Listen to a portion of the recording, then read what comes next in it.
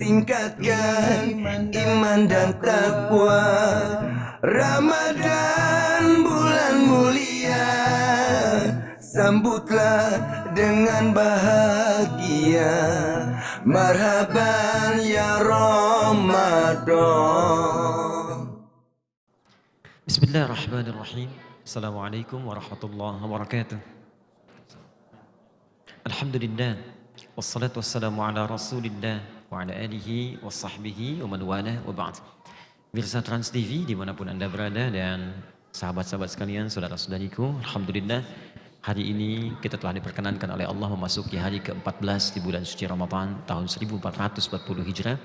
Kita membiasakan diri untuk bermohon kepada Allah semoga seluruh puasa kita diterima oleh Allah Subhanahu wa taala.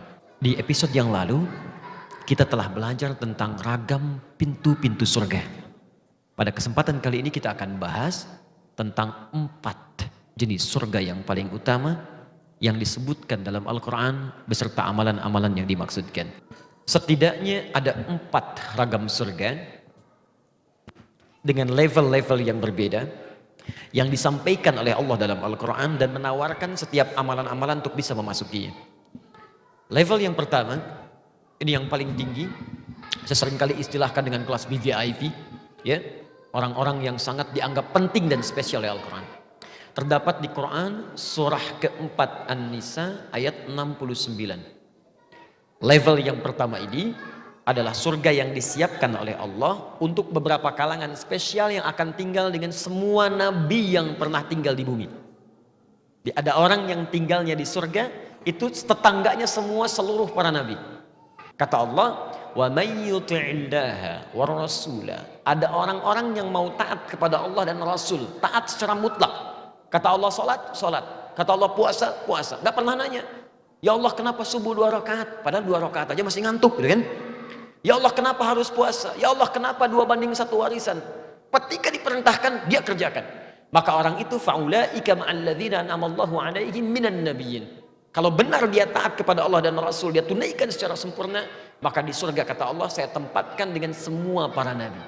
Maka kalau Anda rajin tahajud, maka lakukan tahajud sesuai dengan ketentuan Nabi. Bagaimana cara Nabi tahajud? Pelajari hadis-hadisnya. Ya, bagaimana Nabi berapa jumlah rakaatnya, bagaimana kekhusyuannya. Ketika tahajud Anda diikutkan ingin seperti Nabi berusaha mengerjakannya, maka Anda berpeluang memasuki level surga yang ini. Masuk lewat pintu tahajud, level surganya langsung dengan para Nabi. Anda senang puasa, ikuti bagaimana Nabi puasa. Nabi itu saking senangnya puasa, kalau istrinya nggak ada makanan pun seketika puasa. Pernah terjadi Sayyidah Aisyah nggak punya bahan makanan di rumah. Dan itu hari Nabi tidak puasa. Kata Sayyidah Aisyah, ya Rasulullah, ya Allah, aku menzalimi Rasulullah. Aku nggak masak hari ini. Tiba-tiba Nabi bisikan di telinganya. Apa kata Nabi? Zauji, sayang, aku puasa hari ini, ana shaim. Pernah satu ketika beliau masak dalam keadaan Nabi ya sedang puasa. Kata Sayyidah Aisyah, ya Allah, aku menzalimi Nabi. Nabi puasa kok aku masak. Kata Nabi, zauji, sayang, ana muftir. Saya nggak puasa hari ini. Ayo kita makan. Tapi Anda bayangkan, saking ingin dan cintanya dengan puasa dan mencintai istrinya, kebiasaan puasa itu diteruskan oleh beliau dalam keadaan bahkan tak ada makanan. Kalau Anda meniru kebiasaan Nabi ini, berpeluang masuk pintu Ar-Rayyan, surganya bersama seluruh Nabi. Level yang kedua, ada level di taman surga. Quran surah ke-51 ayat 15 sampai dengan 23. Ya, taman surga itu indah. Di antara keindahannya, Anda bisa melihat Allah langsung tanpa hijab. Amalannya di situ ada 3 jenis. 1, orang-orang ini, mohon maaf teman-teman sekalian, rajin tahajud. Yang kedua, senang istighfar menjelang subuh. Wabil asharihum yastaghfirun. Dan yang ketiga, dia konsisten senang berinfak dalam kehidupannya. Jadi nyari kerja itu supaya dapat harta buat infak, bukan menambah aset. Dapat lagi infak, dapat lagi infak. Maka di situ dia berpeluang mendapatkan surga yang kedua. Sekarang ada 2 jenis lagi. Apakah 2 jenis itu? Bagaimana cara mendapatkannya kalau Anda tak sampai pada yang kedua ini? Nanti kita lihat setelah berdiskusi sejenak. Barangkali ada hal-hal yang ingin Anda tanyakan dalam episode kali ini. Ada yang mau bertanya barangkali? Silakan. Bismillahirrahmanirrahim. Assalamualaikum warahmatullahi wabarakatuh. Ustadz, ini menarik sekali nih, ada pintu-pintu surga. Adakah amalan-amalan yang dilakukan oleh kita sebagai umat muslim di bulan Ramadan ini yang memang bisa menggapai surga Firdaus. Ustaz. Itu kan salah satu yang kita ingin harapkan itu. Baik. Banyak. Dan sangat memungkinkan. Bukan hanya mungkin, sangat memungkinkan. Baik, Quran surah ke-23 ayat 1 sampai 9. 123. Ya. Qad aflahal mu'minun. Ada orang beriman yang pasti bahagia. Ingat kalau ada qad, Anda baca Quran menemukan kata qad itu di bahasa Arab disebut harfut tahqiq wa ta'kid. Huruf yang memastikan sesuatu dan menguatkan apa yang diberikan. Jadi ketika Allah menggunakan kata qad di ayat ini, seakan-akan Allah ingin mengatakan, saya jamin ya, pasti dan saya kuatkan, ada orang beriman yang pasti bahagia dan sukses. Siapa mereka ini? Alladzina hum fi salatihim khashi'un. Pertama amalannya, dia selalu belajar salat supaya khusyuk. Jadi ada orang yang hanya salat untuk mengentaskan kewajiban saya, yang penting saya salat. Yang penting saya sholat maghrib 3 rakaat. Ya, kewajiban saya selesai.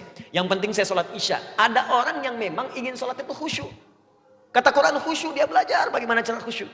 Orang itu ketika dia berniat khusyuk dalam sholatnya, lalu dia menghindari perbuatan yang tidak bermanfaat. Walladzina hum 'anil lagwi mu'ridun. Yang tidak penting tinggalkan. Perhatikan ujung ayatnya. Ulaika humul warithun alladzina hum yarithunal firdaus hum fiha khalidun. Mereka itu dijamin oleh Allah sebagai pewaris surga Firdaus yang masih tinggal di bumi. Semoga Allah memberikan bimbingan pada kita untuk meraih itu insya Allah. Iya, tapi adakah Ustadz di bulan Ramadan yang penuh keberkahan ini sebuah amalan yang mungkin gak ada di bulan-bulan yang lain yang diistimewakan untuk kita bisa menggapai surganya Allah? Banyak. Salah satunya hadis Nabi SAW, Man qama laylatal qadri imanan wahtisaban ghufira lahu ma taqaddama min dhanbi. Tadi masih ingat di antara amalan surga Firdaus salat khusyuk kan? Kata Nabi, ada orang yang di bulan Ramadan khusus mengejar malam Al-Qadar, menunaikan sholat di setiap malam. Di rumus cepatnya, setiap malam Ramadan bangun. Kita kan nggak tahu kapan Lailatul Qadar itu. Kalau ingin dapatkan rumus cepatnya, kata Nabi, setiap malam bangun, walaupun cuma 30 menit.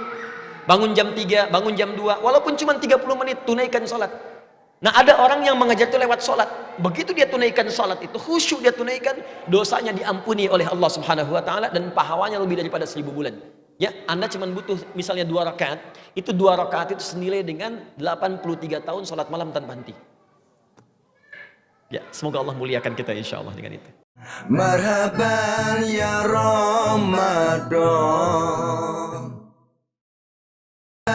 ya Ramadan. Bismillahirrahmanirrahim. Assalamualaikum warahmatullahi wabarakatuh. Waalaikumsalam.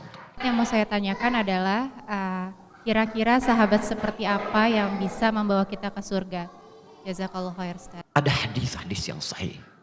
Setidaknya ada 3 golongan yang dengan itu kita bisa menemukan pendamping terbaik untuk bersama ke surga. Yang pertama, sab'atun yadhilluhumullahu fi dhillin yawma la dhilla illa dhilluh. Ada 7 golongan yang mereka dijamin oleh Allah bukan hanya masuk surga, tapi akan tenang saat dihisab. Saat orang lain kesulitan dan orang sudah gak peduli mau surga atau neraka, yang penting cepat dihisab. Maka ada 7 golongan yang santai. Tuh orang kenapa ribut-ribut ya? Kenapa orang itu gelisah ya?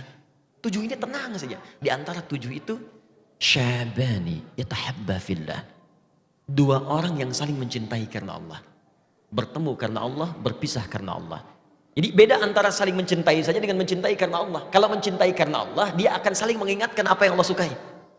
Misal Anda punya kawan misalnya kan, Anda katakan, ukhti, ya saudariku, yuk malam tahajud yuk. Mudah-mudahan dengan tahajud kita bersama masuk surga lewat pintu tahajud.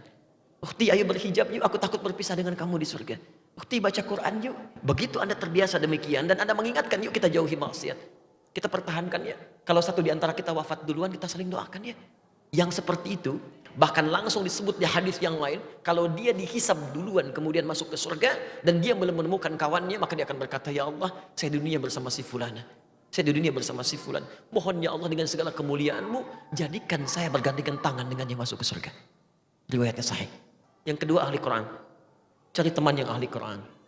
Hidupkan Quran di rumah dengan suami tilawah, ya, dengan kerabat tilawah. Dan yang ketiga, orang-orang yang memang jalan hidupnya ditata untuk mendapatkan ridha Allah Subhanahu Wa Taala. Jadi dia berpakaian pengen Allah senang. Dia di rumah pengen apa yang seperti Allah inginkan. Maka orang seperti itu, jika dia kompak dalam kehidupan seperti itu, dia akan bersama-sama menuju surga Allah Subhanahu Wa Taala. Semoga Anda termasuk yang diberikan sahabat terbaik yang bisa mendampingi ke surga insya Allah. Ada yang lain? Ustadz, ya. Assalamualaikum warahmatullahi wabarakatuh. Saya pernah membaca sebuah hadis Ustadz yang mengatakan bahwa setiap muslim itu pasti masuk surga selama dia tidak musyrik. Gitu. Baik. Pertanyaan saya, kalaupun seorang muslim ini ibadahnya biasa-biasa saja, itu masuk surga dan pintu yang mana Ustadz? Terima kasih. Apakah setiap muslim itu berpeluang masuk surga? Betul. Jika masih ada iman dalam dirinya, itu terdapat dalam hadis riwayat Al-Bukhari. Kitabul Iman, bab yang pertama, kitab yang pertama, nomor hadis dari 8 sampai dengan hadis ke-10. Paling kiri di pertengahan posisi di kitabnya. Jadi di Kitabul Iman ada 57 hadis. Di antara babnya menyampaikan, perhatikan kalimatnya. Setiap orang beriman itu akan masuk surga sepanjang ada kadar iman dalam dirinya, walau kana bimithli dzarrah, walaupun kadar iman itu kecil masih ada dalam dirinya. Bahkan hadis lain mengatakan kalau dia masih mampu mengucapkan la ilaha illallah fi akhir hayati, di akhir hidupnya dakhalal jannah, masuk surga. Nah, hadis terusannya saya katakan tadi sampai hadis nomor 10, hadis terusannya kalaupun dia bermaksiat selama hidupnya, maka kemudian maksiat dengan dosa itu akan ditimbang. Detailnya bisa dilihat di hadis Muslim nomor hadis 5611 riwayat sahabat Abu Hurairah radhiyallahu taala anhu. Jadi kurang lebih demikian. Muslim ini beriman, kemudian dia beramal soleh, contohnya salat, dia puasa dan seterusnya. Dia juga beramal salah. Maaf, dia gibah, dia senang mencela, dia berselisih dan seterusnya. Maka pahala amal soleh ini akan ditutupkan kepada amal salahnya. Ada orang sholat, setelah sholat mencela orang lain, maka pahala sholatnya diberikan kepada yang dicela otomatis. Kalau sedang dicela nggak usah marah, itu transfer pahala otomatis. Anda sedang digandakan pahala, jadi nggak usah mengeluh. Anda diberikan pahala, kenapa Anda kemudian bersedih? Dan yang paling aneh, dikembalikan lagi pahalanya dengan balas mencela, gitu kan? Ya, dan nggak usah pasang status. Dicela orang pasang status, tuh aku sedang dapat pahala, dia dapat dosa, nggak usah balik tuh. Nah, yang jadi masalah kemudian ada orang yang pahalanya banyak tapi hancur oleh amal salahnya, habis. Fa in faniyat hasanatu, kalau habis kemudian bekal kebaikannya, tersisa keburukannya, maka ditimpakanlah keburukan orang itu kepada dia, faturiha finnar, dilemparkan ke neraka. Maka disebut orang muflis, orang yang bangkrut, gak punya modal lagi untuk amal solehnya. Nah, orang ini akan nanti mampir dulu ke neraka untuk membersihkan kadar dosa titipan akhirnya. Setelah bersih semuanya di hadis Al-Bukhari, maka diambil dia dalam keadaan gosong, baru dimasukkan ke surga. Saat masuk surga, dia sudah tidak ingat lagi dengan siksa neraka. Saking nikmatnya surga. Tapi jangan bercita-cita seperti itu. Yang penting ke surga tidak, ya. Karena neraka itu, mohon izin sebelum saya simpulkan, neraka itu satu harinya itu 1000 tahun. Satu detiknya 48 hari. Siksa paling ringannya, Quran surah keempat ayat 56, paling ringan, ditarik ubun-ubunnya, dicelupkan. Sekali celup hancur tubuhnya, diangkat sembuh lagi. Sekali celup satu detik yang 48 hari. Kalau mau coba silahkan aja, gitu ya. Nah, baik. Paham insya Allah ya? Semoga Allah menjadikan kita termasuk golongan ahli surga. Menemukan teman-teman terbaik untuk menemani kita di surga. Dan mengabadikan kita dalam nikmat Allah subhanahu wa ta'ala. Allahumma ja'alna min ahlil jannah. Allahumma ja'alna min ahlil jannah. Allahumma ja'alna min ahlil jannah. Duhai Allah, kami bermohon kepadamu, jadikan kami termasuk dari golongan-golongan ahli surga. Jadikan kami termasuk dari penghuni surga yang engkau sampaikan beritanya dalam Qur'anmu ya Rabbal Alamin. Allahumma ya Allah, Allahumma ishtaqna bi Rasulillahi sallallahu alaihi wasallam. Lam narahu fil haya wala fil manam. Fa'alqinal fursata bil liqamahu fil jannah. Ya Allah, kami merindukan perjumpaan dengan Rasulullah sallallahu alaihi wasallam. Kami tak pernah hidup bersamanya di dunia. Bahkan mungkin di antara kami tak pernah menatapnya, bahkan sekedar dalam mimpi. Maka mohon berikan kesempatan kepada kami untuk menjumpai di akhirat di surga kelak ya Allah. Jadikan kami termasuk umat Nabi yang disambut di pintu surga oleh beliau ya Rabbal Alamin. Allahumma alhiqna bis salihin ma'al ladzina an'amta 'alaihim minan nabiyyin was-siddiqin wasyuhada'i was-salihin wa hasuna ulaika rafiqa. Ya Allah, golongkan kami ke dalam hamba-Mu yang terbaik, yang bergabung bersama orang-orang saleh, para syuhada, orang-orang jujur yang bisa berjumpa dengan seluruh para nabi yang pernah hidup di bumi. Allahumma ya arhamar rahimin. اللهم ادخلنا الجنة مع الأبرار رفقنا بالأصحاب الذين وصفت ya Rabbal Alamin wasftahum bi ahli jannah. Ya Allah, jadikan teman-teman kami dimanapun kami berada, teman-teman yang mampu menemani kami ke surga, teman di rumah kami, di kantor kami, di kehidupan sosial kami. Jauhkan kami dari orang-orang yang bisa mengeluarkan kami dari rahmat-Mu ya Rabbal Alamin. Rabbana atina fid dunya hasanah fil akhirati hasanah wa qina adzabannar. Bifadlika subhana rabbika rabbil izzati amma yasifun. Wassalamun alal mursalin. Walhamdulillahi rabbil alamin. Demikian pemirsa, semoga Allah mengampuni dosa kita, memuliakan kita, dan menerima seluruh amalan baik kita. Assalamualaikum warahmatullahi wabarakatuh.